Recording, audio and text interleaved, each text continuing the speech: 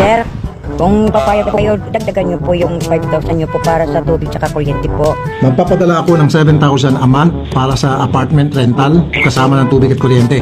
Alright, so okay na yun. Si nanay po, sa maintenance po ba niya, sa high blood, 15 pesos po kada isa. Yung hiningi po ni nanay na alahas po sa inyo, o yung hikaw po ba, tinanong po niya kung naipadala daw po ninyo yung hikaw. Anong klaseng hikaw? Kasi sir, si nanay hindi po kasi sanay sa hikaw na masira yung tenga po niya. Yung tunay lang po ba po yung gusto niya. Sir, yung Seiko 5 lang po na relo, yung stainless ba lang po? Bracelet. Opo. Oh, yun po, gusto din niya. Quintas daw po. Sing sing. Golden.